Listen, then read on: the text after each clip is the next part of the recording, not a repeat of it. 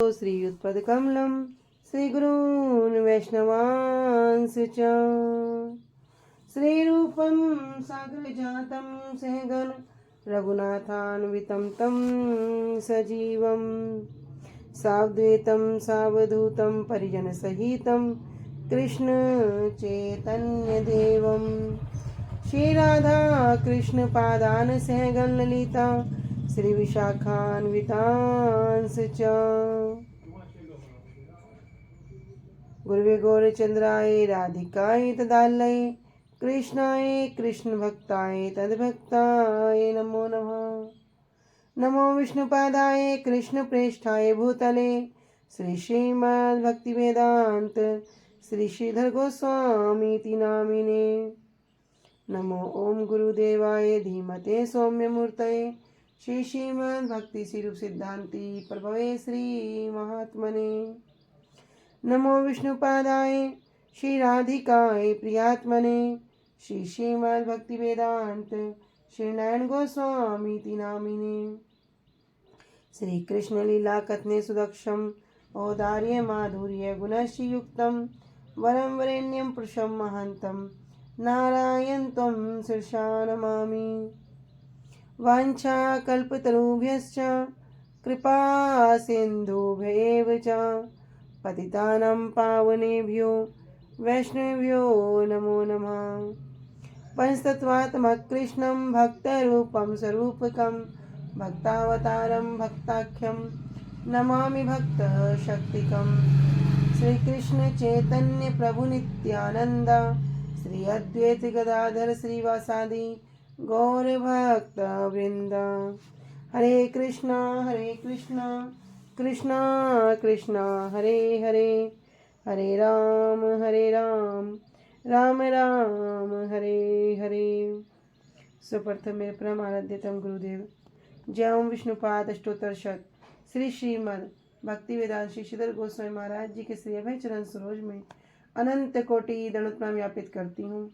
तदुपरांत मेरे परम गुरुदेव नित्य लीला प्रविष्ट ओम विष्णुपाद अष्टोत्तर शत श्री श्रीमद् भक्ति स्वरूप सिद्धांति गोस्वामी महाराज जी एवं नित्य लीला प्रविष्ट ओम विष्णुपाद अष्टोत्तर शत श्री श्रीमद् भक्ति वेदांत श्री नारायण गोस्वामी महाराज जी के श्री अभय चरण सरोज में श्रद्धा पुष्पांजलि अर्पण करते हुए उनसे अहेतु कृपा की वांछा करती हूँ।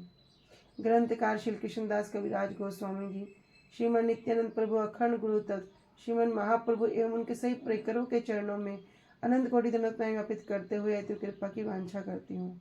उपस्थित वैष्णव जन भक्तवृंद सभी के चरणों में यथा योग्य दंडवत प्रणाम स्वीकार हो। सभी को हरे कृष्णा दंडवत प्रणाम।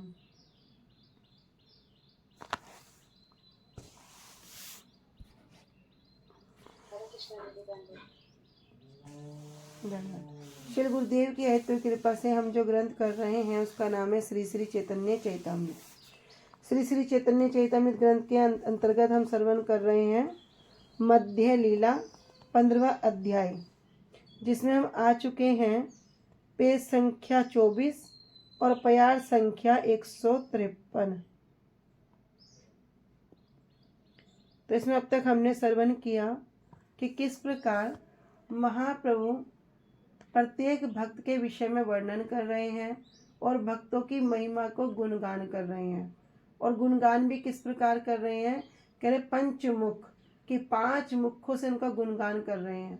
जिस प्रकार भक्त भगवान की महिमा गुणगान करता है, हरि अनंत हरि कथा अनंता, किंतु हरि कथा अनंत है जिसको वर्णन करना सक्षम नहीं है। और क्या करते हैं, अनंत अनंत को वर्णन करते रहते हैं। स्वयं शेषनाग भी अपने हजारों मुख से जब भगवान की कथा को वर्णन करते हैं तब क्या होता है, वे भी भगवान की कथा को वर्णन करने में सक्षम नहीं है। लेकिन भगवान को भी आनंद कब होता है, जब वे अपने भक्तों की महिमा को वर्णन करते हैं। तो हमने भक्तों की महिमा के विषय में श्रवण किया कि किस किस प्रकार भगवान भक्तों की महिमा को वर्णन कर रहे हैं। अभी हमने श्रवण किया मुरारी गुप्त जी के विषय में कि मुरारी गुप्त कौन है, जो हनुमान जी के ही अवतार है, हनुमान जी के ही रूप है। स्वयं हनुमान जी ही महाप्रभु की लीला में मुरारी गुप्त के रूप में आए।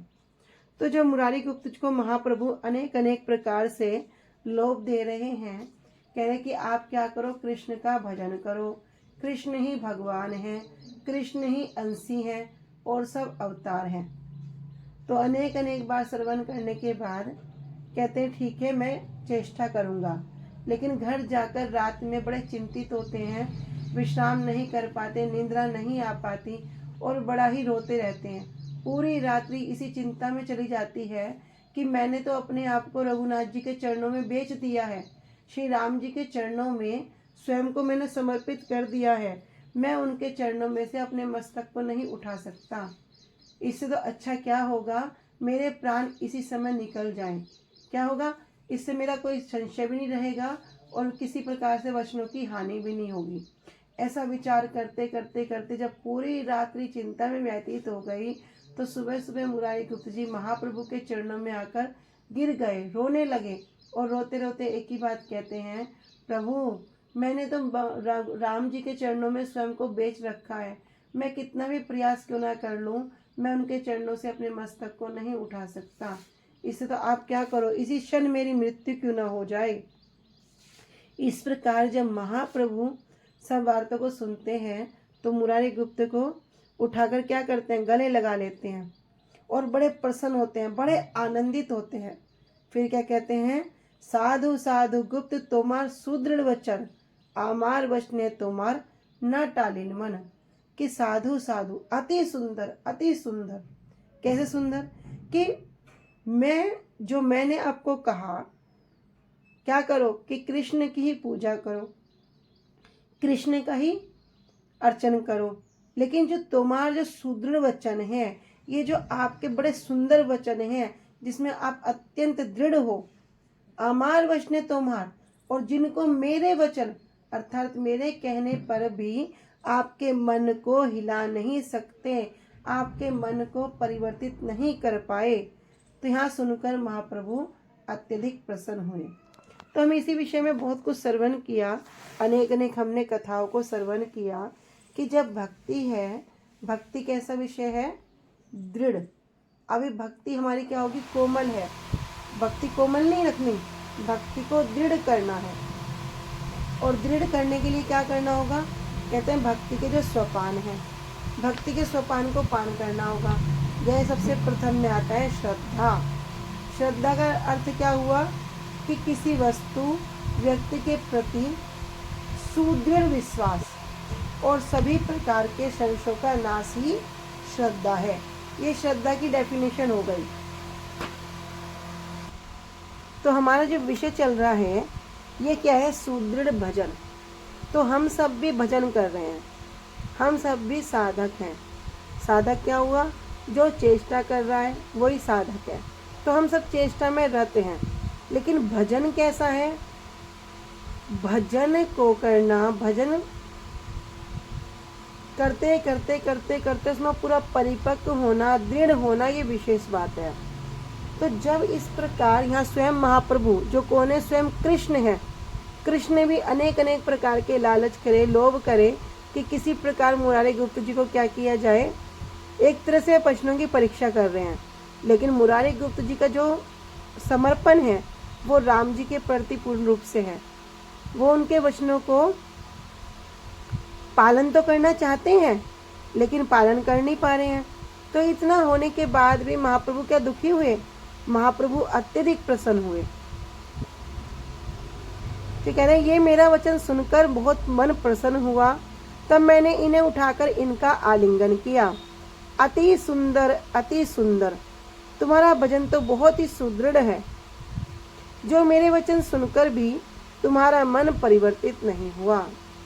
तो सबसे पहली स्टेज है श्रद्धा।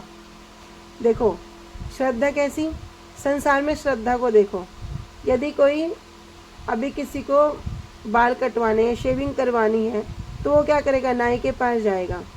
नाई के पास जाके आराम से कुर्सी पे बैठ जाएगा, गर्दन को पीछे रखेगा और भैया तू अपना काम कर ले, मैं तो आराम से सो रहा हूँ, आँख मीच करके लेट जाएगा।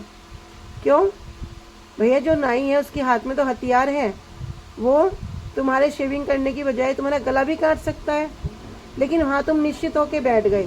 क्यों बैठ गए, क्योंकि वहाँ पर तुम्हारा विश्वास है कि हम जिस कार्य के लिए आए हैं ये वही कार्य करेगा। कभी हम ट्रैवल कर रहे हैं, बाय ट्रेन कर रहे, बाय बस कर रहे, बाय एयर कर रहे, कैसे भी ट्रैवल कर रहे, जाएं और उसमें अपना बैठ जाते हैं। क्यों? निश्चित होकर बैठ गए कि जिस स्थान पर हमें जाना है हमें पूरा विश्वास है कि जो ड्राइवर है हमें सही जगह पहुंचा देगा। अगर ड्राइवर की आंख लग जाए तो अर्थ का अनर्थ हो जाएगा, लेकिन नहीं, विश्वास है तो क्या करें, यहाँ पर हमारी उसके प्रति श्रद्धा है। श्रद्धा होगी तभी उसको सुदृढ़ विश्वास हुआ ना कि हमें एक स्थान से दूसरे स्थान सही सही पहुँचा देगा। तो भैया जब हम इस जड़ संसार में इतनी श्रद्धा कर सकते हैं कि एक सामान्य व्यक्ति पर, तब हम क्या, जो परम पिता हैं, जो परमेश्वर हैं, जो ईश्वर हैं, जो भगवान हैं, जो सच्चिदानंद विग्रह हैं, अनादिरादि गोविंद हैं, सभी कारणों के भी जो मूल कारण हैं, तो हमारा उन पर विश्वास ही नहीं होता। कैसे विश्वास नहीं होता? भगवत गीता में कृष्ण ने बोल दिया कि भैया अन्यास चिंतयन्तो माम ये जना पर्युपासते तेषाम ये नित्ययुक्ता नाम योगक्षेमम वाम्यम, कि जो मेरा अनन्य चित्त होकर भजन करता है उसका योगक्षेमम वे महन करता हूँ। अर्थात उसके घर में जो नहीं होता उसे सिर पर ढोकर लाता हूँ, और जो उसके घर में होता है उसकी पहरेदारी करता हूँ। लेकिन अभी विश्वास नहीं होता। तो ये होगी श्रद्धा। जब कोई श्रद्धा करेगा किसी वस्तु, किसी व्यक्ति के प्रति, तभी उसका साधु संग होगा। साधु संग तभी होगा जब किसी के प्रति श्रद्धा होगी, तभी वास्तव में उसका साधु संग होगा। जब उसका साधु संग होगा तो साधु क्या देते हैं? साधु तो भैया एक ही बात कहेंगे, भगवान का नाम करो, भजन करो, भजन करो। संसार अनित्य है, संसार नश्वर है, संसार असार है। भैया ये इसमें तो तुम मेला देख रहे हो, इसमें तुम ज़्यादा दिन के लिए नहीं आए हो। ये तो एक मेला है। जिस प्रकार मेले में आते हैं, कुछ मेले में लोग मिलते हैं और बिछड़ जाते हैं, इसी प्रकार ये जो हमारा जीवन है एक मेला है। तो साधु बार बार अनेक अनेक प्रयास से हमें बहुत समझाते हैं कि क्या करो, हरि का नाम करो, हरि का नाम करो, हरि का नाम करो, हरि नाम ही केवलम, एकमात्र हरि का नाम ही इस भवसागर से आपको पार कर सकता है। तो हम श्रवण करते हैं, तब वे जो हमें भजन करने के लिए आदेश देते हैं, उपदेश देते हैं, तब क्या होता है, हमारा भजन करना शुरू करते हैं। तो जब कोई भजन करता है, जब अभी भजन करना शुरू किया है, तब क्या होगा, भजन करने के साथ साथ ही उसकी अनर्थ निवृत्ति शुरू हो जाएगी। अनर्थ निवृत्ति क्या? जन्मों जन्मों से, करोड़ों करोड़ों जन्मों से हम क्या कर रहे हैं, बार बार आ रहे हैं और जा रहे हैं, लेकिन वो जो पाप पुण्य है, जो लेखा जोखा है, जो बैंक बैलेंस है हमारे कर्मों का, अभी वो पड़ा हुआ है, अभी वो कट नहीं रहा। लेकिन जब कोई भजन करेगा तो बड़े तेजी से कटता है। तो क्या होगा, बड़ी बड़ी तेजी से दुख आने शुरू हो जाएंगे भजन करने के साथ साथ। अब क्या हुआ, वो विचलित हो गया, और विचलित हो गया, अरे भैया जब से मैंने हरि नाम करना शुरू किया है तब से पता नहीं मेरे जीवन में ऐसा क्यों हो रहा है, तब से तो एक के बाद एक दुर्घटना हो रही है। तो क्या करते हैं, वो जो हरि नाम मिला है उसको ही खूंटी पर टांग देते हैं कि भैया ये रखी माला हम नहीं करेंगे। अगर भक्ति करने से इतना दुख मिलता है तो हम भक्ति नहीं करेंगे। अब उसने क्या किया, जो वास्तव वस्तु है उसी को त्याग कर दिया। लेकिन उसमें ही तो विचलित नहीं होना है, उसमें विचलित नहीं होकर अपने भजन को दृढ़ करना है। जो उस अवस्था में भी दृढ़ रह जाता है, अपने भजन को कंटिन्यू करता है, फिर उसको जो दुर्लभ वस्तु है, अभी हमने सुना था ना, नाम, भगवान का नाम क्या करेगा, कृष्ण नाम है संसार मोचन, और कृष्ण नाम हवे कृष्णेर चरण, कि कृष्ण का नाम करने से क्या होगा, संसार मोचन होएगा। और कृष्ण का नाम करने संसार मोचन होएगा तो मिलेगा क्या, मिलेगा भैया जो दुर्लभ वस्तु है, जिसको बड़े बड़े योगी जन, मुनिंद्र, विनेंद्र, इंद्र, वरुण सब उसकी तपस्या करते हैं, कह रहे भगवान कृष्ण का प्रेम, भगवान कृष्ण के चरण कमल प्राप्त हो जाएंगे।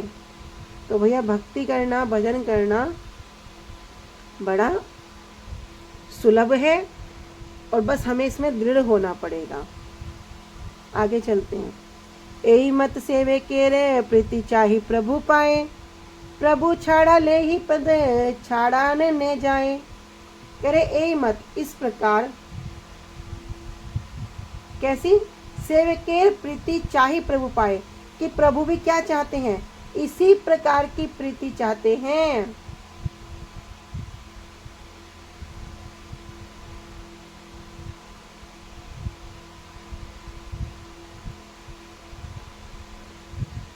प्रभु छाड़ाइला पद छाड़ा न जाए, कि भगवान के जो चरण कमल है, अगर प्रभु छाड़ाइला भगवान भी छोड़ दे, भले ही भगवान हमें छोड़ दे, लेकिन भक्त कैसा हो, पद छाड़ा न जाए, कि वो भगवान के चरण कमल को छोड़ ही नहीं सकता। कह रहे कि भगवान के चरण कमलों का जो प्रीति है, प्रेम है, वो सेवक का ऐसा ही होना चाहिए। कैसा होना चाहिए? कह रहे अगर भगवान भी छुड़ाना चाहे, कि भगवान भी कहते बस बहुत हो गया, अब मैं तुझे रखना नहीं चाहता हूँ, छोड़ दे, तब भी भक्त उनके चरण कमलों का आश्रय नहीं छोड़ सकता। हमने एक छोटी सी कथा श्रवण की थी पहले, मतलब हंसी मजाक की है, हास्य प्रयास भी है। एक बार एक भक्त ने क्या किया, पहले बड़े अच्छे लगन से हरि नाम किया, बड़े अच्छे लगन से भगवान को स्मरण किया। तो पहले तो भगवान परीक्षा करते हैं, भगवान क्या एकदम किसी के वशीभूत हो जाते हैं? कहते हैं ना, जिसको मैं पकड़ लूं उसको मैं छोड़ता नहीं, और जिसको मैं छोड़ देता हूं उसको मैं पकड़ता नहीं। तो इस प्रकार क्या हुआ, वो पहले बड़ा प्रयास किया, चेष्टा करी भगवान को पाने की, बड़ी चेष्टा करता रहा। एक बार क्या हुआ, उसका भगवान से मन हट गया, भजन से मन हट गया। अब वो भजन नहीं करता, संसार में विचरण करने लगा। तो जब संसार में विचरण कर रहे हैं तो भगवान आके उसके पैरों को पकड़ के खींच रहे हैं, पैरों को पकड़ खींच रहे हैं, चल कहाँ पड़ा है, क्या कर रहा है, चल वापिस। तो वो कह रहा है प्रभु मुझे नहीं जाना, छोड़ो छोड़ो। प्रभु बोले कैसे छोड़ दूं? अरे जब मैंने कहा था तूने मुझे पकड़ा था, मैंने कहा था तू मुझे पकड़। कह रहे या तो मैं किसी को पकड़ता नहीं हूँ, और पकड़ लूँ तो छोड़ता नहीं हूँ। अब वो कहे नहीं मैं नहीं जाऊँगा, मैं नहीं जाऊँगा, लेकिन भगवान भी पैर पकड़ कर खींच के लेके जा रहे हैं। कह रहे चल, कैसे नहीं जाएगा, क्या संसार में पड़ा है। तो कहते ना, अगर किसी भक्त को अहंकार भी हो जाए, किसी भक्त को कुछ द्वेष भी हो जाए, तब भी भगवान क्या कहते हैं, भगवान उसको सबक सिखाते हैं और वापस अपने चरणों में लगाते हैं, वापस अपनी सेवा देते हैं। तो कह रहे इसी प्रकार, जिस प्रकार मुरारी गुप्त का जो प्रेम है, मुरारी गुप्त जी का जो भजन है, कि स्वयं महाप्रभु उनको क्या कर रहे हैं, अनेक अनेक वचनों के द्वारा प्रयास कर रहे हैं, लेकिन वे क्या कह रहे हैं महाप्रभु के चरणों में आकर, कि मैं राम जी के चरणों का आश्रय नहीं छोड़ सकता। तो कह रहे इसी प्रकार भगवान के चरण कमलों में एक साधक का, एक सेवक का प्रेम होना चाहिए, कि भगवान भी छुड़ाना चाहें तब भी भक्त उनके चरण कमलों को ना छोड़े। कहते ना, से ही भक्त धन्य जे न छाड़े प्रभु चरण, और से ही प्रभु धन्य जे न छाड़े निज जन। कि भैया वही भक्त धन्य है जो प्रभु के चरण को नहीं छोड़ता, और वही प्रभु धन्य है जो अपने निज जनों को नहीं छोड़ते। यहाँ पे कह रहे कि प्रभु की प्रति सेवक की ऐसी ही प्रीति होनी चाहिए, कि प्रभु के द्वारा छुड़ाने पर भी, कौन छुड़ा रहे हैं, स्वयं कृष्ण तो छुड़ा रहे हैं, कोई और छुड़ा रहे हैं क्या? कह रहे नहीं, कह रहे स्वयं भगवान ही छुड़ा रहे हैं, कि राम जी के चरणों से प्रीति हटा दो, कृष्ण के चरणों में लगा दो, स्वयं भगवान छुड़ा रहे हैं। कह रहे छुड़ाने पर भी सेवक उनके चरण कमलों को नहीं छोड़ सकता। आपको मुझे त्याग करना है कर दो, किंतु मैं आपका त्याग नहीं करूंगा। अनुभाष्य, प्रभु क्या कह रहे, जीव के नित्य सेव्य। कह रहे जो जीवों के जो नित्य जो सेव्य वस्तु है, सेव्य वस्तु कैसे, तीन वस्तु है, एक होता है साधक, एक होता है साधन, एक होता है साध्य। ऐसे ही एक होता है सेवक, एक होता है सेव्य। मतलब सेवक कौन हो गया, जो सेवा कर रहा है, और सेव्य क्या हो गया, जिस वस्तु की वो सेवा कर रहा है, प्रयोजन वस्तु जो है। तो कह रहे जीव के नित्य सेव्य कौन है, भगवान। आराध्य अथवा उपास्य तत्व कौन है, श्री कृष्ण है। तो मध्य लीला में वर्णन कह रहे हैं आगे, कि से ही भक्त धन्य जे न छाड़े प्रभुर चरण, से ही प्रभु धन्य जे न छाड़े निज जन। दुर्देव सेवक यदि जाए अन्य स्थाने, से ही ठाकुर धन्य से तारे चूल्हे धरी आने। तो यहाँ पर उसी बात को कह रहे हैं कि अर्थात से ही भक्त धन्य, वही भक्त धन्य है ना छाड़े प्रभु चरण, जो अपने प्रभु के चरणों को कभी नहीं छोड़ता। और से ही प्रभु धन्य, वे ही प्रभु धन्य है जे न छाड़े निज जन, जो अपने निज जनों को कभी भी नहीं छोड़ सकते। कहे दुर्देव सेवक, यदि कभी दुर्भाग्यवश सेवक ने क्या किया, यदि जाए अन्य स्थाने, किसी अन्य स्थान पर चला भी जाता है, तो से ही ठाकुर धन्य, तो वे ही ठाकुर, वे ही प्रभु धन्य है, जे तारे चुली धरी आने, जो क्या करते हैं, अपने सेवक को उसके केसों से पकड़कर खींच कर ले आते हैं, तो वे ही ठाकुर धन्य हैं। जैसे हमने भी सुना ना कि एक बार भक्त ने बड़ी भक्ति करी और फिर सब छोड़ दिया। भगवान कहते हैं कहाँ जा रहा है, पकड़ के जबरदस्ती लाएंगे। भले ही भक्त कहेगा प्रभु नहीं मुझे नहीं जाना, अरे प्रभु बहुत कर लिया, देख लिया आपकी पूजा करके। प्रभु कहेंगे कैसे नहीं जाना, चल अब तू मेरा हो गया ना, अब मैं तुझे इधर उधर नहीं जाने दूंगा। ऐसे हमारे गुरुदेव क्या करते हैं, सबको हरि नाम रूपी बीज प्रदान करेंगे। ऐसे हमारी इतनी सुंदर भूमि नहीं है कि किसी भूमि में गए बीज रोप दिया। हमारी भूमि बंजर भूमि है, पहले उस बंजर भूमि को क्या करेंगे, पूरा उपजाऊ तैयार करेंगे। पूरा उपजाऊ तैयार करके तब उसमें कहीं वो बीज, भक्ति रूपी बीज को आरोपित करेंगे, उसमें बो देंगे। उसमें बोने के बाद क्या करेंगे, श्रद्धा रूपी जल से, श्रवण रूपी जल से उसका सिंचन करेंगे। करते करते उसमें 2 पत्ते निकलेंगे। 2 पत्ते निकलेंगे, कहते हैं 2 पत्ते क्या है, क्लेश अग्नि शुभधा। फिर उसमें 2 पत्ते निकलेंगे, 4 पत्ते हो जाएंगे। फिर वे क्या है, मोक्ष लघुता कृत सुदुर्लभा। फिर 2 पत्ते निकलेंगे, ऐसा करते करते 6 पत्ते होंगे। फिर वो भक्ति रूपी लता बढ़ते बढ़ते बढ़ते बढ़ते सब अपराध अनर्थों से बचा बचा के एक उसके चारों तरफ एक बाड़ा लगा के, जो वो भक्ति रूपी लता कहीं जाकर भगवान के चरणों में जाएगी। चल लेकिन इसमें करते करते भी जब कोई शिष्य गलत मार्ग पर अग्रसर होगा, गलत तरफ, गुरुदेव क्या करेंगे, शास्त्र रूपी वाणी के द्वारा उसको पकड़ेंगे, उसको केसों से पकड़कर खींचकर वापस लाएंगे। अरे कहाँ जा रहा है, क्या कर रहा है, क्या है संसार में, क्या मिल गया तुझे, नहीं वापिस आकर भैया भजन करो। बार बार बार बार गुरु जी की बात को कह रहे हैं, बार बार कह रहे हैं। बस हमारा ही सामर्थ्य, हमारे कानों में वो क्षमता नहीं है कि हम उसे ग्रहण कर पाए। एक ही बात को कहते हैं, भैया हरि नाम करो, हरि नाम करो, हरि नाम करो। कलयुग में केवल नाम ही आधार है। बार बार सुनते हैं, सबको स्मरण है, सबको याद हो गया प्यार भी, कलयुग केवल नाम आधारा, सुमिरी सुमिरी नर उतर ही पारा। भैया कलयुग में एकमात्र भगवान का नाम ही आधार है। इसी आधार वस्तु को पकड़कर इस भवसागर से पार हो जाओ। बार बार सुनते हैं, बार बार सुनते हैं, किंतु प्रयास ही नहीं हो रहा, चेष्टा ही नहीं कर पाते। सुन के आनंद भी हो रहा है, हृदय में उत्कंठा भी होती है, नहीं नहीं आज तो मैं इतना नाम करूँगा, आज मैं रोज से 2 माला ज़्यादा करूँगा, आज मैं नाम को बड़े अच्छे साथ करूँगा, बड़े अच्छे ध्यान लगा के नाम करूँगा और कानों से उसी नाम को श्रवण करूँगा। लेकिन हो ही नहीं पाता है। लेकिन वास्तव में एक सार वस्तु यही है भैया, गुरुजी बार बार बार बार कहते हैं भगवान का नाम करो, और ये कलयुग है, इस कलयुग से जितना जल्दी पार हो सकते हैं हो जाओ। एई मत तोमार निष्ठा जानिवार तारे, तोमार आगे आमी केलू बारे बारे। कह रहे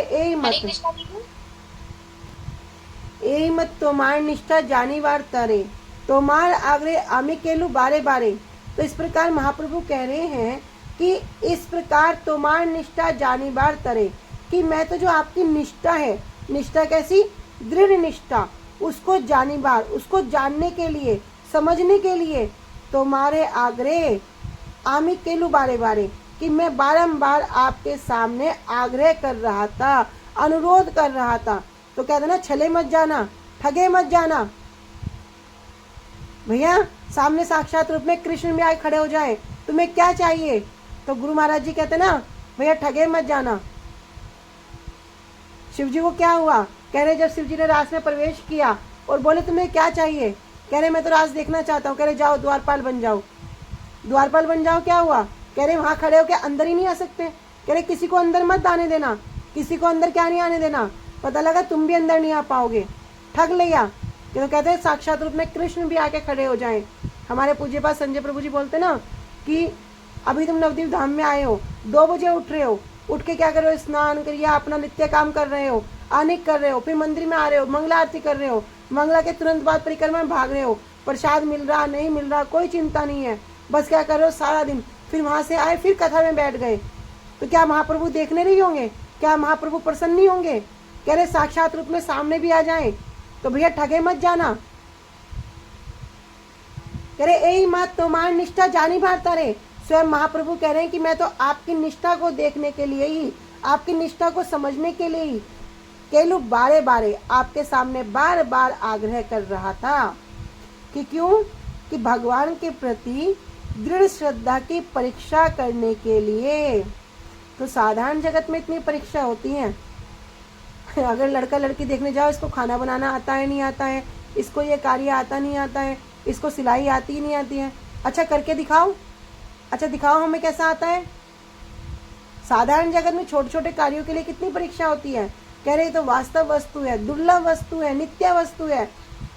तो भगवान को कहते हैं कह रहे कि मैं तो तुम्हारी दृढ़ श्रद्धा की परीक्षा करने के लिए ही तुमसे भगवान रामचंद्र की भक्ति को छोड़कर कृष्ण की पूजा करने के लिए बार बार अनुरोध कर रहा था। किस लिए? दृढ़ परीक्षा, दृढ़ श्रद्धा की जो परीक्षा है। अभी जो हमने सबसे पहले श्रवण किया भक्ति के सोपान में श्रद्धा, ये श्रद्धा जो हमारी दृढ़ हो जाएगी तब भैया कहना ही क्या। इस प्रकार आपकी निष्ठा की परीक्षा लेने के लिए ही मैंने आपसे बार बार आग्रह किया था। साक्षात हनुमान तुम्ही श्री राम किंकर, तुम्ही केने छाड़ी बेतार चरण कमल। कह रहे साक्षात हनुमान तुम्ही, अरे आप तो साक्षात हनुमान जी हो। और क्या हो? श्री राम किंकर, राम जी के किंकर हो, राम जी के दास हो, सेवक हो। तुम्ही केने छाड़ी बावे तार चरण कमल, कि तुम क्यों छोड़ोगे, किस प्रकार छोड़ोगे? भगवान राम के चरण कमलों को आप नहीं छोड़ सकते, क्यों त्यागोगे? इस तरह क्या कर रहे हैं महाप्रभु मुरारी गुप्त जी की महिमा को गान कर रहे हैं। कह रहे मुरारी गुप्त को बधाई देते हुए कहते हैं कि निसंदेह, इसमें कोई भी संदेह नहीं है, कोई भी संशय नहीं है क्या कि आप तो हनुमान जी के अवतार हो। और क्या हो? आप तो उनके सनातन दास हो, नित्य दास हो। तो फिर तुम भगवान रामचंद्र जी के चरण कमलों की पूजा को क्यों त्यागोगे? आप तो श्री राम जी के दास साक्षात हनुमान हो। कौन है? मुरारी गुप्त जी। तो मुरारी गुप्त जी साक्षात हनुमान जी हैं। आप उनके चरण कमलों को क्यों छोड़ोगे? ये वही मुरारी गुप्त मेरे प्राणों के समान हैं।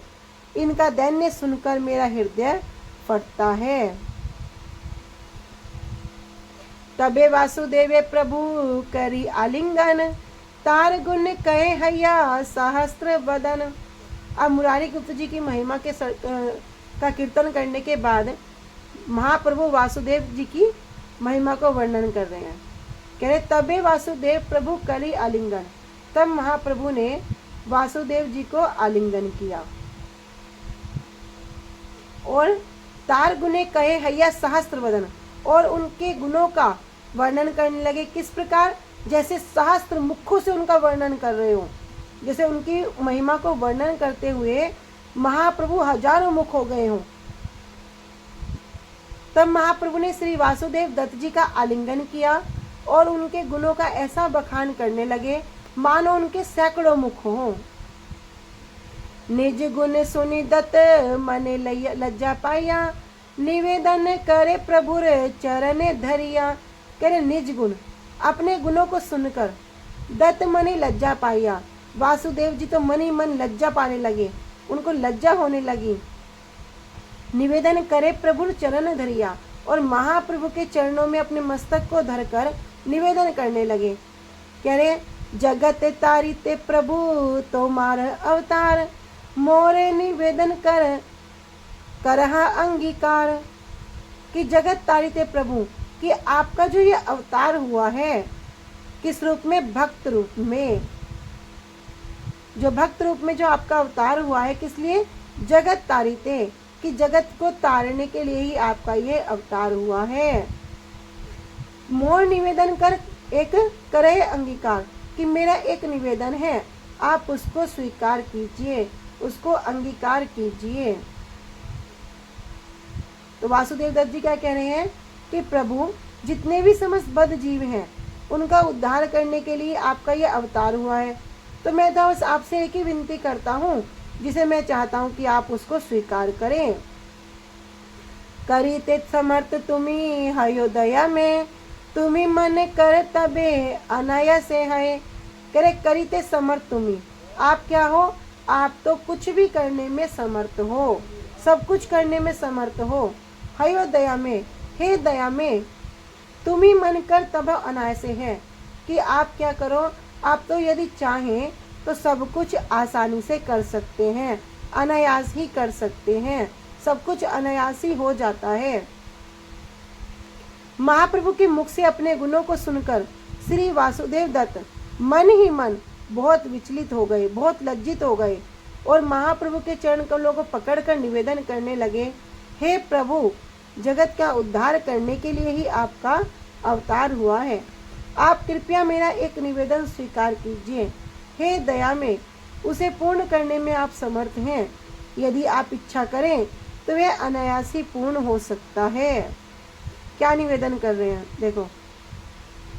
जीवेर दुख देखी मोरे हृदय विदरे, सर्व जीवेर पाप प्रभु देह मोर सिरे। वासुदेव दत्त जी का जो हृदय है वो कितना करुण है। वैष्णव है ना, कितना वैष्णव जन तो वे कहिए जो पीर प्राई जाने रे। वैष्णव कौन है? जो पर दुख दुखी हैं, जो दूसरे के दुख को देखकर अत्यंत व्याकुल हो जाते हैं, उनका हृदय विदीर्ण हो जाता है, उनका हृदय फट जाता है और वे भगवान के चरण कमलों में बस एक ही प्रार्थना करते हैं कि ये जो सारे संसार के जो दुख हैं ये सब आप मुझे दे दो, प्रभु इनके सब दुखों को हर दो। तो कह रहे अब वासुदेव दत्त जी महाप्रभु से एक निवेदन कर रहे हैं कि जीवेर दुख देखी मोर हृदय विदरे, कि मैं जब सब जीवों के दुख को देखता हूँ तो मेरा हृदय विदीर्ण हो जाता है, मेरा हृदय फट जाता है। प्रभु एक कार्य करो, आप करने में समर्थ हैं कि सर्व जीवेर पाप प्रभु, हे प्रभु जितने भी सब जीवों के पाप हैं, देह मोर सिरे, आप ये सब मेरे शीश पर दे दो, आप ये सब मुझे दे दो।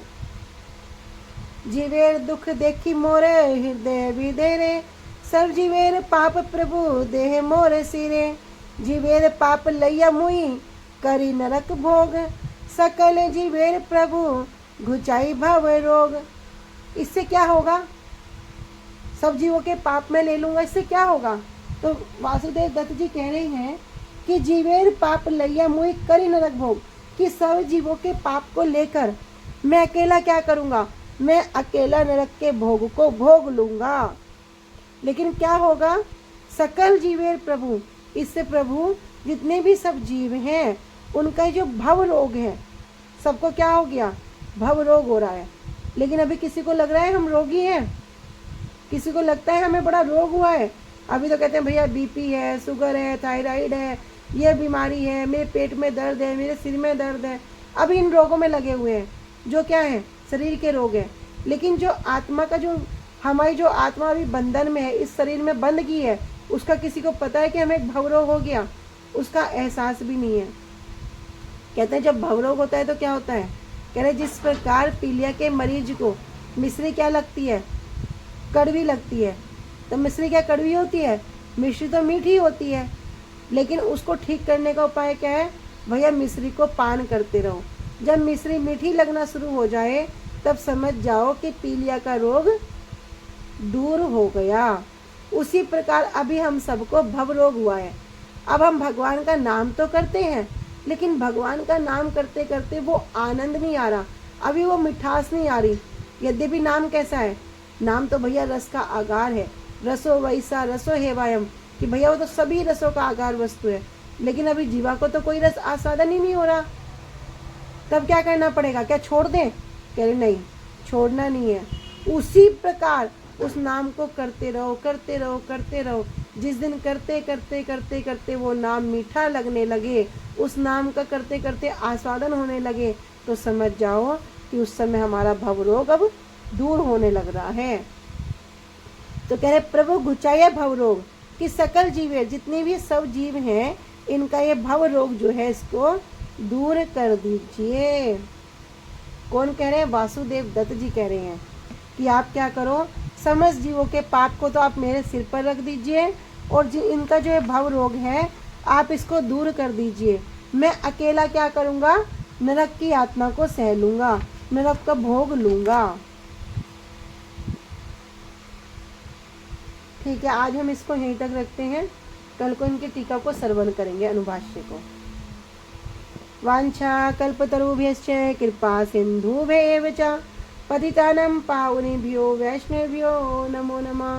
श्री गुरुदेव की जय। अनंत कोटि वैष्णव वृंद की जय। निताय गौर प्रेमानंदे हरि हरि बोल। हरे कृष्णा, सभी को दंडवत प्रणाम। हरे कृष्णा दीदी, मैंने प्रणाम।